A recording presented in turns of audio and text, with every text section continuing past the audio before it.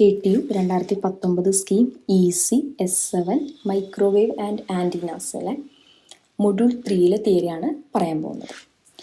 First ടോപ്പിക്കാണ് multiplication of patterns. നമ്മുടെ radiation പാറ്റേൺസിൻ്റെ മൾട്ടിപ്ലിക്കേഷനെ കുറിച്ചാണ് നമ്മളിതിൽ ഡിസ്കസ് ചെയ്യാൻ പോകുന്നത്.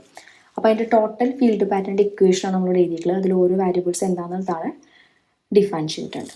ഇതിൽ ഫസ്റ്റ് വണ്ണാണ് radiation pattern of 4 isotropic elements fed in phase spaced λ/2 apart. അതായത് 4 എലമെൻറ്റ്സ് ആണുള്ളത്. അതാണ് ഈ 1, 2, 3, 4. ആ ഓരോ എലമെൻറ്റ്സോടും λ/2 ഡിസ്റ്റൻസിലാണ് സെപ്പറേറ്റ് ചെയ്തിട്ടുള്ളത്.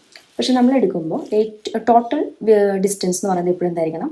വേവ് ലെങ്ത് ലാംഡ ആയിരിക്കണം. അപ്പം നമ്മൾ എന്ത് ചെയ്തു? 1, 2 എന്ന് പറയുന്ന കമ്പോണൻസിന് ഇടയിലുള്ള പാത്ത് ഡിഫറൻസ് λ/4 ആയിട്ടും 3, 4 ഇടയിലുള്ള പാത്ത് ഡിഫറൻസും λ/4 ആയിട്ട് റെഡ്യൂസ് ചെയ്തു. ആ ഫിഗറാണ് സെക്കൻഡ് നമ്മൾ റൈറ്റ് സൈഡിൽ പ്ലോട്ട് ചെയ്തിട്ടുള്ളത്. ഓക്കെ, ഇനി റേഡിയേഷൻ പാറ്റേണിൻ്റെ മൾട്ടിപ്ലിക്കേഷൻ എന്ന് പറയുമ്പോൾ ഇപ്പോൾ നോക്കി താഴെ ഫിഗർ വരച്ചിരിക്കുന്നതിൽ first individual pattern due to 2 individual എലമെൻറ്റ്സും സെക്കൻഡ് വൺ എന്ന് പറഞ്ഞാൽ ഗ്രൂപ്പ് പാറ്റേണുമാണ്. ഇതിൻ്റെ പ്രൊഡക്റ്റാണ് നമ്മൾ പറയാൻ പോകുന്നത്. അപ്പോൾ ഫസ്റ്റ് ഫിഗറിൽ 2 മേജർ ലോബ്സ് ആണുള്ളത്. ഒന്ന് പോസിറ്റീവ് ഡയറക്ഷനിലും സെയിം തന്നെ നെഗറ്റീവ് ഡയറക്ഷനിലും. ഗ്രൂപ്പ് പാറ്റേണിലാണെങ്കിൽ 4 മേജർ ലോബ്സ് ഉണ്ട്. 2 പോസിറ്റീവ് ഡയറക്ഷനിലും 2 നെഗറ്റീവ് ഡയറക്ഷനിലും. ഇത് രണ്ടും കൂടെ പ്രൊഡക്റ്റ് എടുക്കുമ്പോൾ നമുക്ക് റിസൾട്ടൻ്റ് കിട്ടും. ആ റിസൾട്ടൻ്റിൽ എപ്പോഴും 2 മേജർ ലോബ്സ് ആണ് ഉണ്ടായിരിക്കും. ബാക്കിയെല്ലാം മൈനർ ലോബ്സ് ആയിരിക്കും. അപ്പോൾ ഇവിടെ ഓക്കെ, ഫസ്റ്റ് ഫിഗറിൽ 2 ലോബും സെക്കൻഡ് ഫിഗറിൽ 4 ലോബ്സ് ഉണ്ട്. അങ്ങനെ ടോട്ടൽ 6 ലോബ്സ് ഉണ്ടായിരിക്കും. അപ്പോൾ റിസൾട്ടൻ്റിൽ 2 മേജർ ലോബ്സ്, ഒന്ന് പോസിറ്റീവ് ആൻഡ് നെഗറ്റീവ്. ബാക്കി 4 പേര് എന്തായിരിക്കും? മൈനർ ലോബ്സ് ആയിരിക്കും. ഇതാണ് അതിൻ്റെ പ്രൊഡക്റ്റ് നമുക്ക് കിട്ടുന്നത്. ഇനി സെയിം തന്നെ 8 ഐസോട്രോപിക് എലമെൻസിൻ്റെ കേസാണ് സെക്കൻഡ് ഫിഗർ പറയുന്നത്. അപ്പോൾ 8 എലമെൻറ്റ്സ് ഉണ്ടായിരിക്കും. ഇവർ ഓരോന്നും നമ്മളുടെ ഡിസ്റ്റൻസ് എന്ന് പറഞ്ഞാൽ λ/2 ആയിരിക്കും. പക്ഷേ മൊത്തം ഡിസ്റ്റൻസ് എപ്പോഴും എന്താ വരാൻ പാടുള്ളൂ? 2 λ. 4 എലമെൻറ്റ്സ് ആണെങ്കിൽ λ, 8 എലമെൻറ്റ്സ് ആയതുകൊണ്ടാണ് 2 λ. അപ്പോൾ അതിനനുസരിച്ച് നമ്മൾ എന്ത് ചെയ്യണം? എന്തിൽ വരുന്ന എലമെൻറ്റ്സുകൾ നമ്മൾ ഡിസ്റ്റൻസുകൾ റെഡ്യൂസ് ചെയ്യണം λ/4 ആയിട്ട്.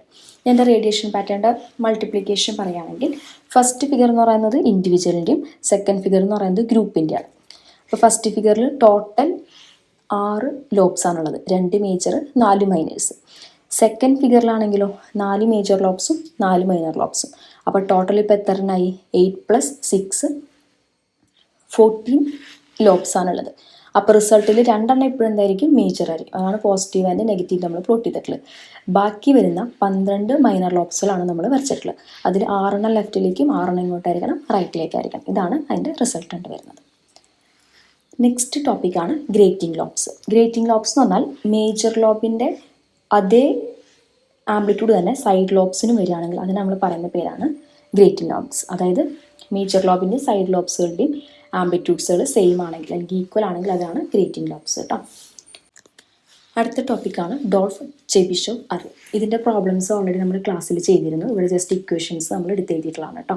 അപ്പോൾ ഒന്ന് പോളിനോമിൻ്റെ ജനറൽ ഇക്വേഷൻ ആണ് എഴുതിയിട്ടുള്ളത്. T(m+1) = 2x × Tm - T(m−1). അതിൽ എക്സിന് ഒരു വാല്യൂസ് ഇട്ട് കൊടുത്ത് എമ്മിന് ഒരു വാല്യൂസ് ഇട്ട് കൊടുത്തിട്ടുള്ള ഇക്വേഷൻസ് ആണ് താഴെ.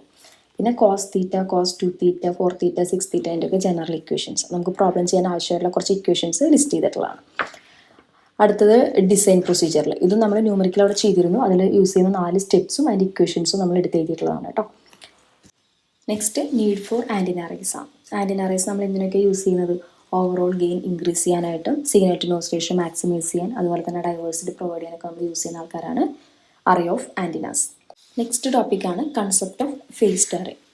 ഫേസ്ഡ് അറേയുടെ പ്രത്യേകത പറഞ്ഞിട്ടുണ്ടെങ്കിൽ ഇത് നമുക്കൊരു സിംഗിൾ റേഡിയേഷന് ഡിഫറെൻറ്റ് ഫേസ് ഷിഫ്റ്റിൽ എന്ത് ചെയ്യാൻ പറ്റും? ഇൻഡിവിജ്വലായിട്ട് റേഡിയേറ്റ് ചെയ്യാൻ പറ്റും. ഇതിനാണ് നമ്മൾ ഫേസ്ഡ് അറേ എന്ന് പറയുന്നത്. അതായത് സെയിം സിഗ്നലിന് ഡിഫറെൻറ്റ് ഫേസ് ഷിഫ്റ്റിൽ എന്ത് ചെയ്യും? നമ്മൾ റേഡിയേറ്റ് ചെയ്യും. ഇതിൻ്റെ മെയിൻ അഡ്വാൻറ്റേജ് എന്ന് പറഞ്ഞിട്ടുണ്ടെങ്കിൽ ഹൈ ഗെയിൻ ആയിരിക്കും. പക്ഷേ ഇതിൻ്റെ സ്ട്രക്ചർ എന്ന് പറയുന്നത് ഭയങ്കര കോംപ്ലക്സ് സ്ട്രക്ചറാണ്. അതാണ് അതിൻ്റെ ഒരു മെയിൻ ഡ്രോബാക്ക്.